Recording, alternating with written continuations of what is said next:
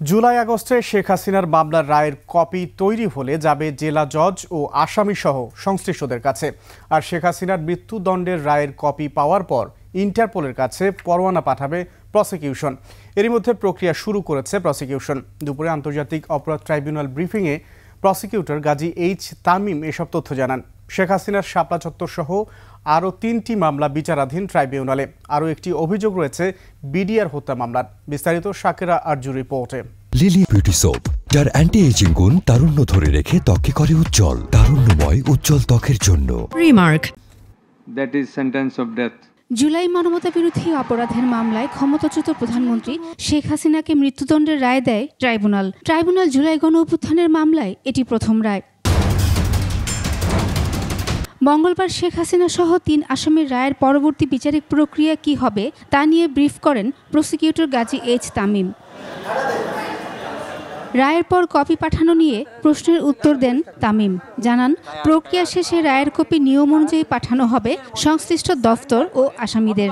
রায়ের শেষ প্যারাতেই উল্লেখ আছে যে এই রায়ের একটি সার্টিফাইড কপি ট্রাইব্যুনালের প্রসিকিউশন পাবে এবং একটি সার্টিফাইড কপি এই মামলায় যে আসামি উপস্থিত ছিলেন তিনি পাবেন, এবং যে আসামিরা পলাতক আছেন তারা যদি 30 দিনের মধ্যে সারেন্ডার করেন অথবা গ্রেফতার হন তাহলে তারাও এই রায়ের একটি সার্টিফাইড কপি পাবেন ফ্রি অফ কস্ট। আরেকটি কথা ট্রাইব্যুনাল বলে দিয়েছেন, সেটা হলো যে এই রায়ের আরেকটি কপি ডিস্ট্রিক্ট ম্যাজিস্ট্রেটের কাছে, মানে ঢাকার জেলা প্রশাসক যিনি as well as district magistrate, ওনার কাছে ফর কমপ্লায়েন্সের জন্য যাবে, এটার কার্যকারিতার জন্য। এখন এই রায়ের কপি যখন ডিস্ট্রিক্ট ম্যাজিস্ট্রেটের কাছে যাবেন, ওনারা সিদ্ধান্ত নেবেন যে এর কোন অংশ ওনারা কীভাবে কার্যকর করবেন। গ্রেফতারি পরোয়ানার কপি সহ রেড নোটিশ জারির আবেদন করা আছে আমাদের আগেই, সেটাকে এখন মডিফাই করে গ্রেফতারি পরোয়ানার বদলে একটা কনভিকশন ওয়ারেন্ট, এই কনভিকশন ওয়ারেন্ট বা সাজার পরোয়ানা মূলে আমরা তার বিরুদ্ধে আরেকটি ইন্টারপোলে নোটিশ জারির জন্য আবেদন করব থ্রু ফরেন মিনিস্ট্রি। এটা আমরা করব এবং এটার কাজ অলরেডি আমরা শুরু করেছি।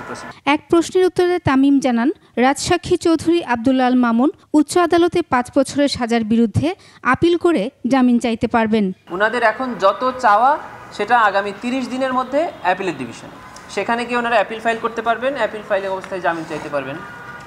এদিকে শেখ হাসিনার বিরুদ্ধে ট্রাইব্যুনালে আরও 3টি মামলা বিচারাধীন। এরই মধ্যে গুমের 2টি মামলায় আনুষ্ঠানিক অভিযোগ দাখিল করা হয়েছে। আর শাপলা চত্বর হত্যা মামলাটি তদন্ত প্রতিবেদন দাখিলের অপেক্ষায় রয়েছে। শেখ হাসিনার বিরুদ্ধে বিডিআর হত্যা নিয়ে করা অভিযোগের এখনও তদন্ত শুরু হয়নি বলে জানায় প্রসিকিউশন।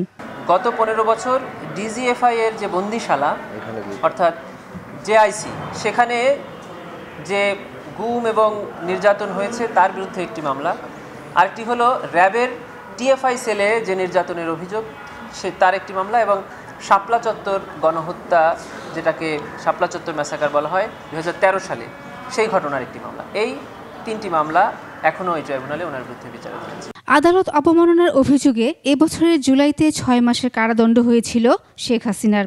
এদিকে শেখ হাসিনার বিরুদ্ধে প্লট দুর্নীতির মামলায় 23 নভেম্বর যুক্তিতর্ক উপস্থাপন হবে। বিচার কাজ শেষে রায় হতে পারে এ মাসেই বলে জানিয়েছেন দুদকের আইনজীবী। 23 তারিখ আর্গুমেন্ট শেষ হয়ে গেলেই আমাদের রায়ের ডেট। 409 দ্বারা হচ্ছে যাবজ্জীবন, যেটা 14 বছর সাজা, এটাকে অনেক সময় যাবজ্জীবন বলে, এখন যাবজ্জীবনের ক্রাইটেরিয়া চেঞ্জ হয়েছে, যার জন্য এখন আমরা যাবজ্জীবন বলবো না, এটা 14 বছরের সাজা সর্বোচ্চ। এ মামলায় সর্বোচ্চ সাজা 14 বছরের কারাদণ্ড হতে পারে বলে জানান সুলতান মাহমুদ। শাকেরা আরজু, 21 টেলিভিশন, ঢাকা।